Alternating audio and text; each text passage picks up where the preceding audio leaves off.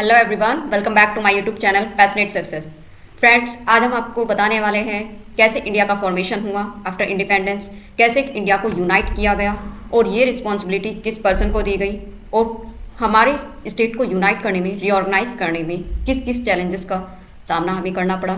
तो चलिए दोस्तों, हम बिना किसी देरी के शुरू करते हैं India and it's union territory का रीऑर्गेनाइजेशन कैसे हुआ।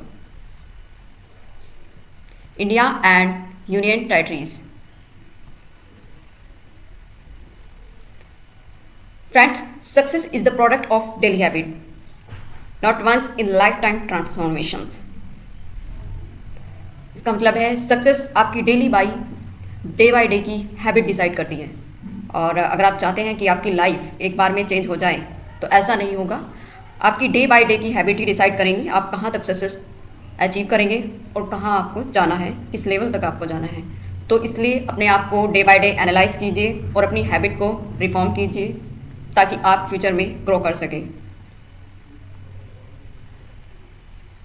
फ्रेंड्स, आफ्टर इंडिपेंडेंस हमारे सामने कई सारे चैलेंजेस थे इंडिया को यूनाइट करने में, क्योंकि उस टाइम पर मोहम्मद अली जिन्ना साहब जो मुस्लिम लीग के लीडर थे, उनका जो है उनकी डिमांड थी कि इंडिया को जो है दो इस कंट्री में डिवाइड किया जाए।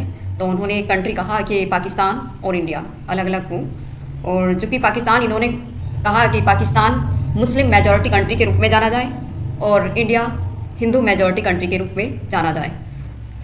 तो उनके कहने के बाद जब ये डिमांड सामने आई तो ये देखा गया कि इंडिया को ऐसे डिवाइड करने में बहुत सारे चैलेंजेस का सामना करना पड़ेगा।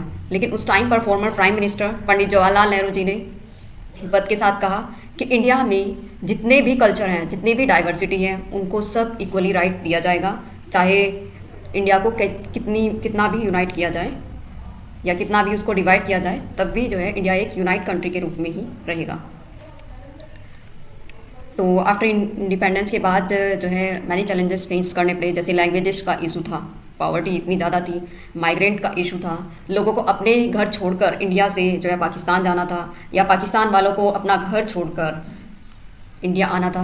किसी को भी ये दूर दूर तक अंदाज़ा नहीं था कि वो किस घर में रहेंगे, किस ख़ानदान में रहेंगे, कहाँ रहेंगे। तो उनका जो है लिविंग का इशू था, और पॉवर्टी इतनी ज़्यादा थी कि इंडिया की जीडीपी भी बहुत कम थी than compare to other countries के। तो इंडिया को इतना डाइवर्स कंट्री होने के बाद भी यूनाइट करने का काम जो है फॉर्मर होम मिनिस्टर सरदार वल्लभ भाई पटेल जी को दिया गया। उस टाइम पर उनके सामने पॉवर्टी, माइग्रेंट, लैंग्वेजेस का इशू, बाउंड्रीज़ का इशू एंड इकोनॉमिक स्ट्रक्चर का इशू, कई सारे इशू थे। लेकिन उन्होंने इंडिया को यूनाइट करने का फैसला किया। और उस टाइम पर 565 जो है प्रिंसली स्टेट थे, उन्हें भी इंडिया में मिलाना था, उनसे भी रेफरेंडम कराना था।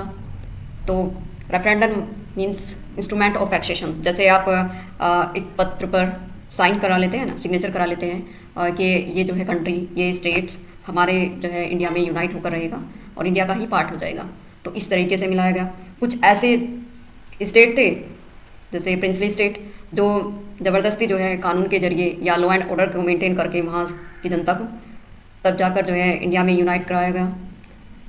इन सारे स्टेट में इतने इतने चैलेंजेस होने के बावजूद आज इंडिया में 28 स्टेट और 8 यूनियन टेरिटरी का फॉर्मेशन हो चुका है।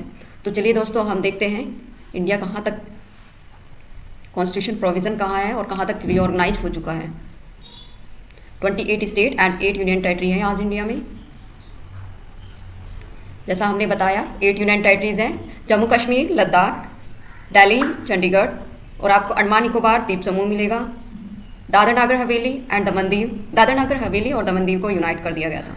लक्षद्वीप एंड पुडुचेरी, ये 8 यूनियन टेरिटरीज़ हैं। जैसे ये देखिए, ये इंडिया का पॉलिटिकल मैप है। यहाँ आपको 28 स्टेट और यूनियन टेरिटरीज़ को दिखाया गया है, जैसे जम्मू कश्मीर, हिमाचल, पंजाब, ईस्ट से वेस्ट और नॉर्थ से साउथ तक 28 स्टेट और 8 यूनियन टेरिटरीज़ हैं। इतनी डाइवर्स कंट्री होने के बावजूद, यहाँ जो है डिफरेंट कल्चर, डिफरेंट रिलीजन्स के लोग होने के बावजूद इंडिया को आज यूनाइट फॉर्म में जाना जाता है, India that is a union of state. जैसे ये है हमारे होम मिनिस्टर उस टाइम पर आफ्टर इंडिपेंडेंस, सबसे पहले होम मिनिस्टर थे ये सरदार वल्लभ भाई पटेल जी। तो कॉन्स्टिट्यूशन प्रोविज़न देख लेते हैं। यहाँ तक हमने थोड़ा ब्रीफ में जाना कैसे जो है इंडिया को यहाँ तक लाया गया, रीऑर्गेनाइज किया गया। कॉन्स्टिट्यूशन प्रोविज़न में आर्टिकल नंबर 1 यानी पार्ट 1 में दिया गया है union and it's territories, Bharat का भाग 1, संविधान का भाग 1, संघ और उसका राज्य क्षेत्र। Article 1 name and the territories of the union India that is Bharat shall be a union of state. India जिसका नाम भारत है वो एक यूनियन ऑफ स्टेट मतलब अविभाज्य राज्यों का एक समूह है। मतलब जितने भी 28 स्टेट और 8 यूनियन टेरिटरीज हैं वो अपने आप से जो है डिवाइड नहीं हो सकते हैं, वो इंडिया में एक यूनियन फॉर्म में रहेंगे। भारत का नाम ऑफिशियली रूप से इंडिया और भारत दोनों ले सकते हैं। ऑफिशियली रूप से इंडिया और भारत दोनों दिया गया है। इंडिया एक यूनियन ऑफ स्टेट है, फेडरलिस्ट स्ट्रक्चर नहीं है, यहाँ फेडरल सिस्टम नहीं है जैसे अमेरिका में होता है, फेडरल सिस्टम है। वहाँ के जितने भी स्टेट हैं उनका खुद का एक लॉ एंड ऑर्डर है और खुद वो डिसाइड करते हैं कि उन्हें जो है यूनियन में रहना है और खुद की एक यूनियन टेरिटरीज है उनकी या नहीं। और हमारे यहाँ उनके यहाँ क्या है, विभाज्य राज्यों का समूह, मतलब सब स्टेट जो है डिवाइडेड है और हमारे यहाँ अविभाज्य अनडिवाइडेड स्टेट है। आर्टिकल 2 में एडमिशन और establishment of new states. Article 2 में बताया गया है कि आप न्यू स्टेट का फॉर्मेशन कर सकते हैं, ठीक है, लेकिन ये रिस्पॉन्सिबिलिटी जो है पार्लियामेंट को है। Parliament law and order laws बनाकर जो है किसी भी स्टेट को फॉर्म कर सकती है, संसद कानून बनाकर, और किसी भी नए राज्य को कानून बनाकर इंडिया में शामिल कर सकती है। अगर फॉरेन कंट्रीज़ में भी हमें वहाँ से कोई एरिया एक्वायर करना है या हमें वहाँ को कोई एरिया देना है तो हम जो है पार्लियामेंट उसमें जो है फॉर्मेशन कर सकती है और लॉ एंड ऑर्डर के जरिए वो स्टेट किसी भी स्टेट को इंडिया में यूनाइट कर सकती है और कोई भी स्टेट किसी अदर कंट्री को दे सकती है। तो ये पावर जो है पार्लियामेंट को दी गई है। फॉर एग्जांपल 1975 में सिक्किम को भारत में शामिल किया गया था। संसद को यह शक्ति है कि वह नए राज्य का फॉर्मेशन कर सकती है और विदेशी राज्य को भी अपने आप में जोड़ सकती है। आर्टिकल 3 में कहा गया है formation of new states and alterations of areas, boundaries and name of existing states. मतलब न्यू स्टेट को फॉर्म किया जा सकता है, एरियाज़ में चेंजेस किए जा सकते हैं, बाउंड्रीज़ में चेंजेस किए जा सकते हैं, उनके एग्जिस्टिंग स्टेट के नेम में जो है चेंजेस किए जा सकते हैं। और ये जो है पावर पार्लियामेंट के पास है। पार्लियामेंट लॉ के जरिए कानून बनाकर जो है ये काम कर सकती है। जैसे जम्मू कश्मीर को 2 यूनियन टेरिटरीज़ में डिवाइड किया गया था, जैसे जम्मू कश्मीर और लद्दाख 2 यूनियन टेरिटरीज़ हैं। हालांकि इसमें इशू चल रहा है लद्दाख को लेकर और लद्दाख को कहा जाता है कि ये भी एक जो है स्टेट बनाया जाए। सब फाइनेंशियल का इशू है क्योंकि फाइनेंशियल डिवाइड होता है ना, तो जैसे हमारी जीडीपी का 49% तो 28 स्टेट और 7 यूनियन टेरिटरीज़ में डिवाइड हो जाता है, लेकिन जम्मू कश्मीर के यहाँ 1% जो है जीडीपी का खर्च होता है वहाँ। 2000 में फॉर एग्जांपल 2000 में ये उत्तराखंड को डिवाइड किया गया था उत्तर प्रदेश से, और उत्तर प्रदेश डिवाइड किया गया क्योंकि एडमिनिस्ट्रेशंस और लॉ एंड ऑर्डर मेंटेन करने का इशू था। और 2000 में उत्तराखंड को एक अदर स्टेट के रूप में जाना गया, जिसमें फ़िलहाल 13 डिस्ट्रिक्ट और यूपी में 75 डिस्ट्रिक्ट हैं, जैसे झारखंड, छत्तीसगढ़, और 2014 में ये तेलंगाना बना। ये आंध्र प्रदेश से ही डिवाइड हुआ था। प्रेसिडेंट को पहले जिसे भी आपको डिवाइड करना है, जिसे भी स्टेट को आप नाम देना है या डिवाइड करना है, पहले प्रेसिडेंट को पहले वहाँ के स्टेट की लेजिस्लेटिव असेंबली से राय मांगनी होती है। हालांकि जो राय होगी वो बाध्यकारी नहीं, मैंडेटरी नहीं है वो राय, क्योंकि पहले ही डिसाइड हो चुका होता है कि इस स्टेट को डिवाइड करना है, इसका ये नाम रखना है।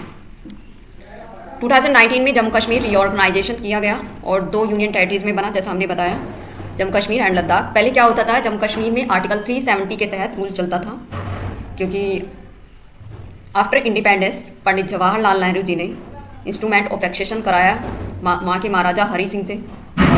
तो उनसे पूछा गया कि आप इंडिया में आना चाहते हैं या फिर एक अलग स्टेट के रूप में जाना जाएगा आपको। तो आफ्टर इंडिपेंडेंस 1948 में क्या हुआ था, पाकिस्तान ने जो है महाराजा हरी सिंह को टेररिज्म के जरिए परेशान करना शुरू कर दिया था। तो उनके सामने सवाल था कि या तो में पाकिस्तान में शामिल हो जाएं या फिर इंडिया में शामिल हो जाएं। तो एक पीसफुल कंट्री के रूप में इंडिया था, तो उन्होंने जो है इंडिया में शामिल होना सही समझा और फिर उन्होंने इंस्ट्रूमेंट ऑफ एक्सेशन के जरिए इंडिया में शामिल हो गए। आर्टिकल 370 वहाँ अप्लाई था बिफोर 2019। 2019 में क्या हुआ, जम्मू कश्मीर को 2 यूनियन टेरिटरीज में डिवाइड किया गया, लद्दाख एंड जम्मू कश्मीर। आर्टिकल 4 में बताया गया है law made by under the article 2 and 3 no constitutional amendment. ये जो आर्टिकल 2 एंड 3 में नेम एरियाज बाउंड्री का फॉर्मेशन चेंजेस करने की बात की जा रही थी, तो ये अमेंडमेंट नहीं माना जाएगा। आर्टिकल 4 में ये बताया गया है, ये अमेंडमेंट इसलिए नहीं माना जाएगा, ये अमेंडमेंट इसलिए नहीं माना जाएगा क्योंकि पार्लियामेंट जो है लॉ के जरिए जो है स्टेट का फॉर्मेशन करेगी, बाउंड्रीज का फॉर्मेशन करेगी और जो है स्टेट को डिवाइड करेगी।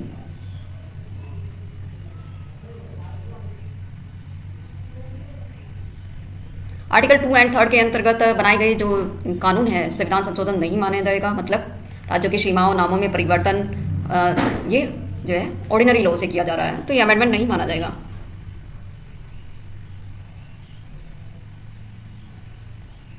इसके लिए किसी भी कॉन्स्टिट्यूशन अमेंडमेंट की जरूरत नहीं है और वर्तमान में जो है 28 स्टेट और 8 यूनियन टेरिटरीज हैं। 40th अमेंडमेंट एक्ट आया 1962 में, जिसमें यूटीज पुडुचेरी को क्रिएट किया गया। Union territories administrated by president through the administrator article 239।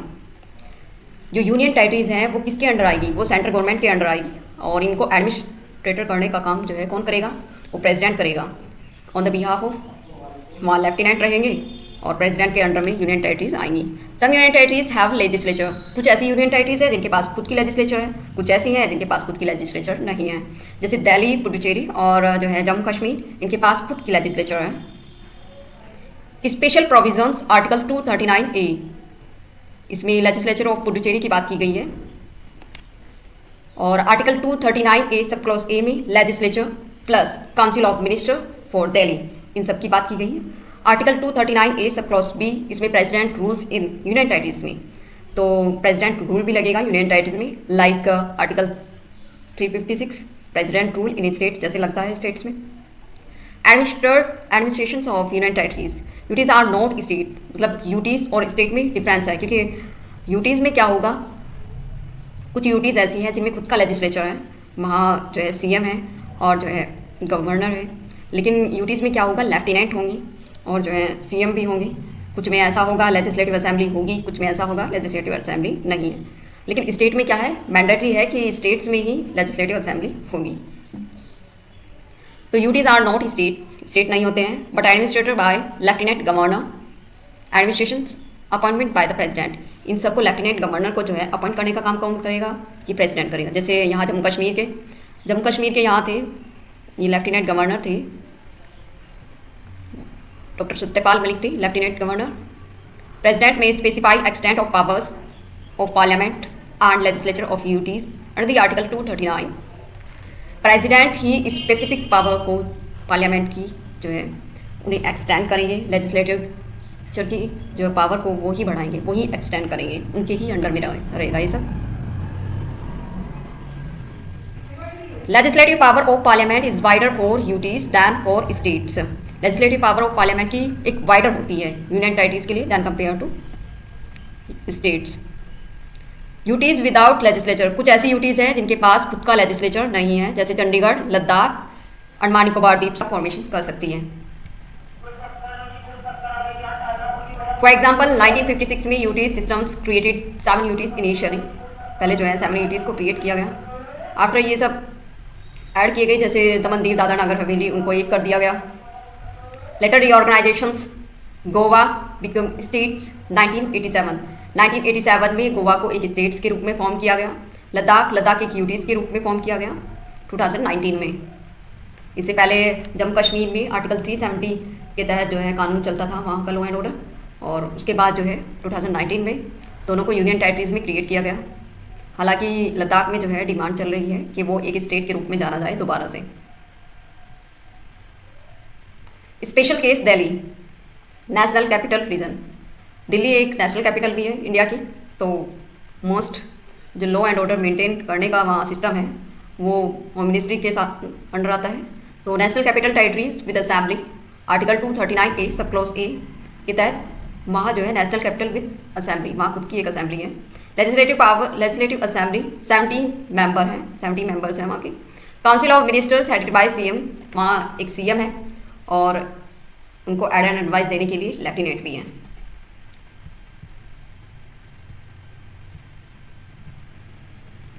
Powers expect police, public law and order ये सब मेंटेन करने का काम, जैसा आपने बताया, ये होम मिनिस्ट्री यानी सेंट्रल गवर्नमेंट के हाथों में है। Special case Puducherry, duties with legislature, यहाँ भी लेजिस्लेचर है under the article 239A।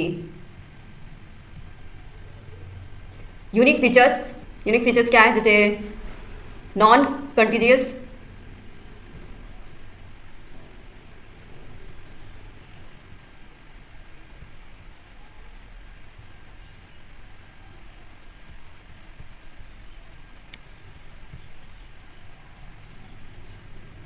Unique features में क्या है, नॉन कंटिजियस टेरिटरी पुडुचेरी, क्राइकल पुडुचेरी, माहे, Yanam.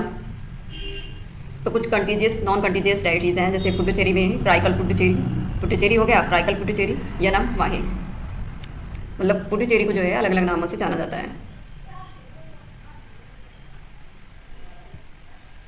Special case Jammu and Kashmir, जैसा आपने बताया जम्मू कश्मीर में आफ्टर इंडिपेंडेंस 1948 के तहत ये जो पाकिस्तान है ये जम्मू कश्मीर के महाराजा हरि सिंह जी को परेशान करने लगा।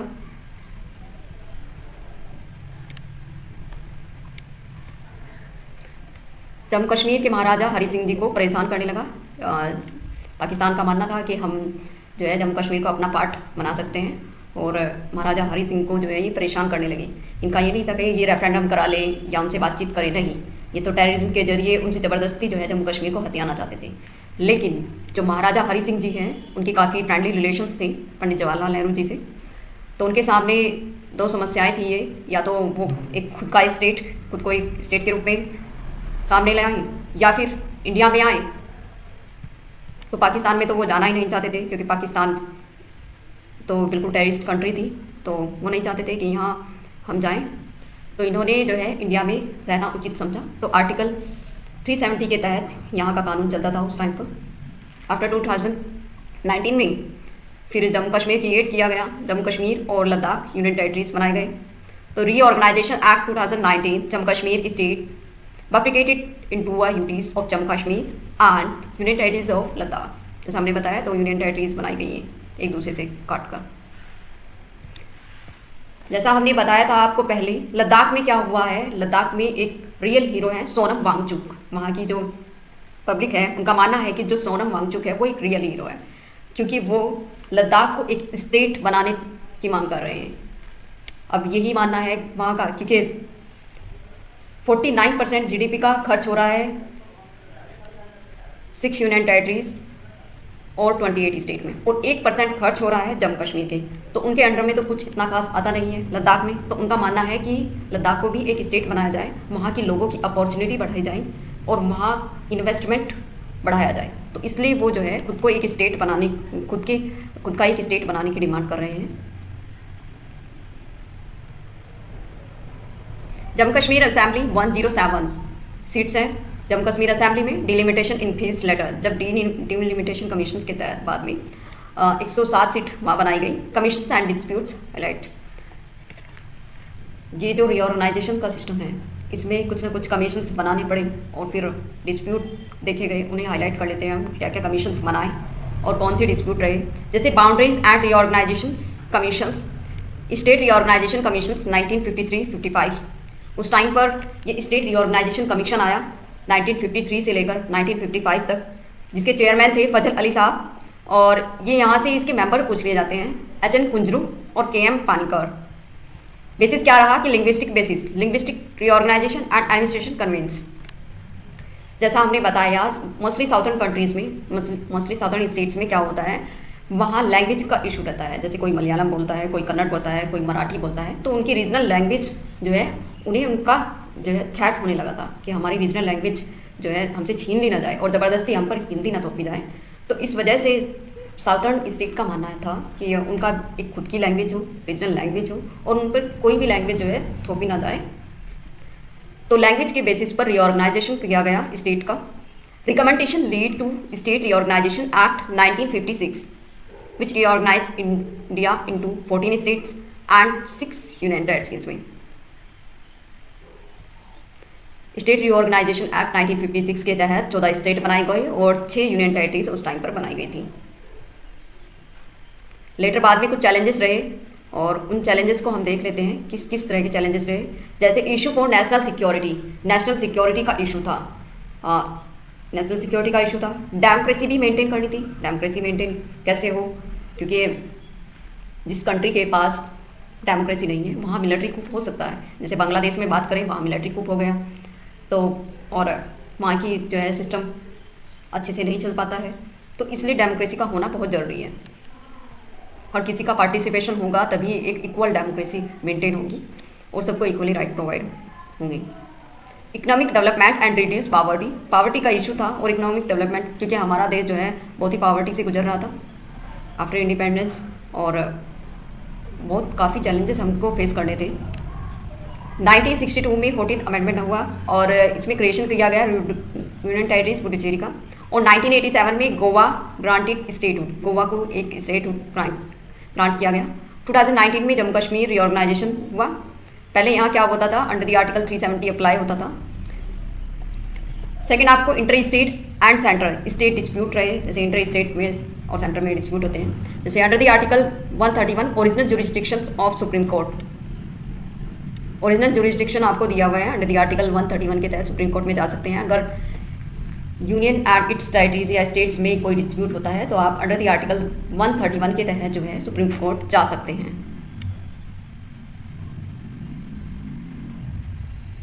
टाइप्स ऑफ डिस्प्यूट्स, फर्स्ट है बाउंड्री डिस्प्यूट्स, जैसे हमने बताया लैंग्वेज का इशू था, बाउंड्रीज का डिस्प्यूट था, ये सब। जैसे महाराष्ट्र और कर्नाटका में ये बेलगांव यानी बेलगांव वाला ये इशू है। ऐसे डिस्प्यूट्स बनते रहते हैं। जैसे असम और मेघालय में डिस्प्यूट है बाउंड्री का, और असम और मिजोरम में है डिस्प्यूट का। रिवर वाटर डिस्प्यूट जैसा आपने बताया, यहाँ इतनी सारी रिवर्स है और डिफरेंट स्टेट्स में वो डिवाइड है, तो वाटर का इशू बना रहता है। जैसे वाटर का इशू है कावेरी नदी को लेकर जो है कर्नाटका और तमिलनाडु में इशू बना रहता है। कृष्णा, गोदावरी, सतलज, यमुना, ये link settled under the inter state river water dispute act 1956 के तहत आते हैं। इनके लिए खुद का एक ट्रिब्यूनल बनाया गया है। इनके जितने भी डिस्प्यूट है उनको जो है एनालाइज करेगा और जो है उनको सॉल्यूशन प्रोवाइड कराएगा। रीऑर्गेनाइजेशन इशू जैसे Telangana versus Andhra Pradesh, Hyderabad water sharing institutions बनाया गया।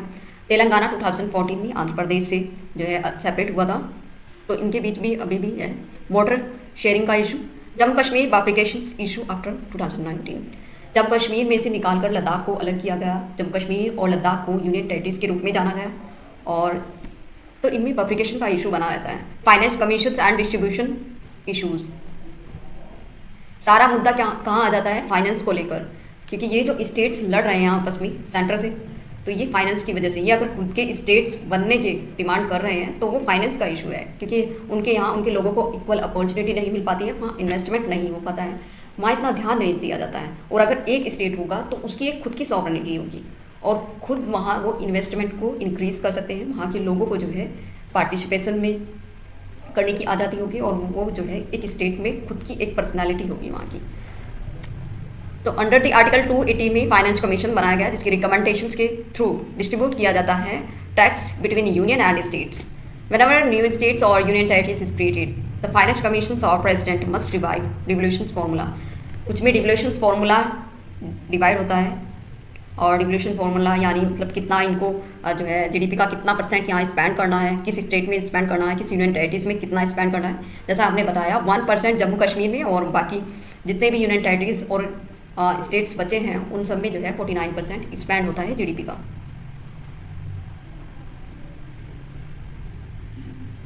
Whenever a new states or UTs is created, the finance commission must be presided by devolution formula लगाते हैं यहाँ, क्योंकि ऐसा होता है ना कि एक गवर्नर 2 या 2 से अधिक राज्यों का हो सकता है, तो ये डिवोल्यूशन फॉर्मूला प्रेसिडेंट के अंडर आता है। वो प्रेसिडेंट डिसाइड करते हैं कि ये टैक्सेशन कैसे डिस्प्यूट होगा, किस स्टेट में कितना जाएगा। Union territories receive funds directly from centre, union territories directly centre से जो है फंड रिसीव करती हैं। Since they are under president administration, ये सब प्रेसिडेंट के अंडर में आता है। Special commissions, north east council में, north east council establishment in 1971, 1971 में जो है नॉर्थ ईस्ट काउंसिल बनाई गई बाय एक्ट ऑफ पार्लियामेंट के थ्रू। इसमें कोऑर्डिनेट प्लानिंग बनाई गई and development and help resolve dispute को रिजॉल्व करने के। नॉर्थ ईस्ट में जितने भी डिस्प्यूट्स हैं, जितने भी प्लानिंग्स हैं डेवलपमेंट की हैं, वो सब किसके अंडर आएगा? वो सब जो है गवर्नमेंट के अंडर आएगा। और जैसे नॉर्थ ईस्ट वाले राज्यों को 7 सिस्टर के रूप में जाना जाता है, जैसे असम, अरुणाचल प्रदेश, मेघालय, मिजोरम, नागालैंड, त्रिपुरा और बाद में सिक्किम। इन सब के जितने भी डिस्प्यूट हैं वो रिजॉल्व होंगे under the north east council 1971 के तहत।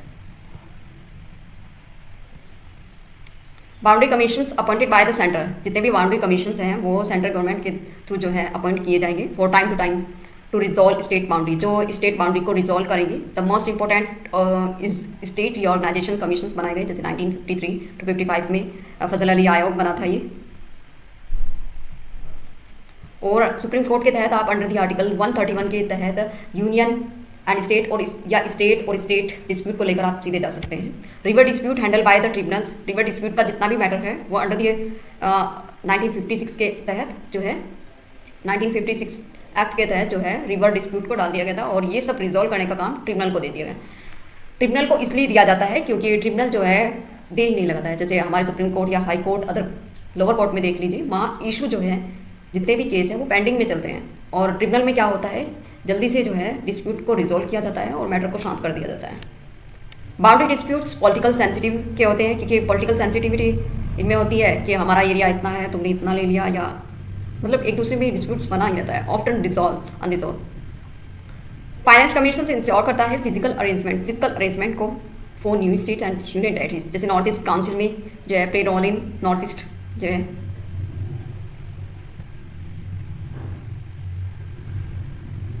ये देखिए, जैसे Nizam of Hyderabad with Sardar Vallabhbhai Patel, जो हमारे होम मिनिस्टर थे सरदार वल्लभ भाई पटेल, उनके सामने जो है काफ़ी चैलेंजेस आए इंडिया को रीऑर्गेनाइज करने के लिए। तो उन्होंने हैदराबाद की निज़ाम से जो है कहा कि आप जो है इंडिया में शामिल हो जाएं, लेकिन हैदराबाद के निज़ाम का कहना था कि हम इंडिया में शामिल नहीं होना चाहते हैं, हमारा खुद का एक स्टेट होना चाहिए और खुद की सॉवरेनिटी होनी चाहिए। उस टाइम पर क्या हुआ था, जो हैदराबाद तेलंगाना जो वहाँ का रीजन था, तो वहाँ की जो पब्लिक थी तो वो परेशान हो चुकी थी हैदराबाद के निज़ाम से। उस वजह से उन्होंने रेफरेंडम कराना उचित समझा वहाँ की जनता ने। तो सरदार वल्लभ भाई पटेल जी से उन्होंने इंस्ट्रूमेंट ऑफ एक्सेशन पर साइन कर दिए और कहा कि हमारा जो हैदराबाद स्टेट है वो इंडिया में यूनाइट हो जाए। बांग्लादेश में क्या हुआ ये देखिए, 1971 में पाकिस्तान और बांग्लादेश का जो है वॉर हुआ। उस टाइम पर हमने जो है पाकिस्तान का साथ ना देकर हमने बांग्लादेश का साथ दिया, और बांग्लादेश को उस टाइम पर ईस्ट पाकिस्तान के नाम से जाना जाता था, और पाकिस्तान जो ओरिजिनल अब पाकिस्तान है उसे वेस्ट पाकिस्तान के रूप में जाना जाता था। इन दोनों के बीच में काफ़ी डिस्प्यूट थे, क्योंकि जो फाइनेंशियल डिस्ट्रीब्यूशन था वो पाकिस्तान वेस्ट पाकिस्तान ईस्ट पाकिस्तान को नहीं प्रोवाइड कराता था। तो इस वजह से वहाँ के एक लीडर थे शेख मुजीबुर रहमान, उनका कहना था कि हम ईस्ट पाकिस्तान को एक अलग कंट्री के रूप में बनाएंगे जिसका नाम होगा बांग्लादेश। तो सबसे पहले हमने ही यानी इंडिया ने ही सबसे पहले जो है बांग्लादेश यानी ईस्ट पाकिस्तान के वो एक कंट्री के रूप में बनाने की मांग उठाई थी।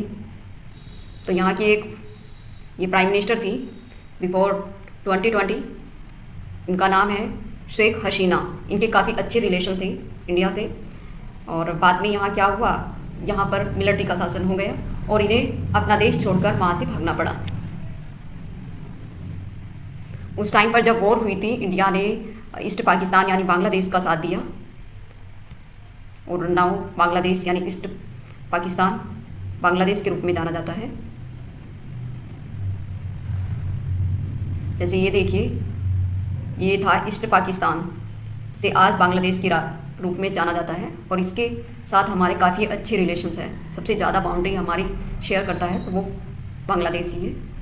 4096 किलोमीटर जो है बाउंड्री शेयर करता है ये बांग्लादेश एंड वेस्ट बंगाल। जो हमारा ये बाउंड्रीज है इससे मिली हुई है।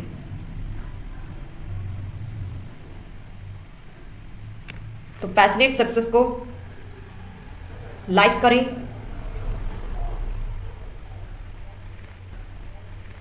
वीडियो को लाइक और चैनल को सब्सक्राइब करना ना भूलें और हमारे साथ लगातार जुड़े रहिए। हम ऐसी ही वीडियो आपके लिए लाते रहेंगे ताकि आपको इंडिया की पॉलिटिकल स्ट्रक्चर को समझने में बहुत आसानी हो। और बेल आइकन दबाना ना भूलें। जय हिंद।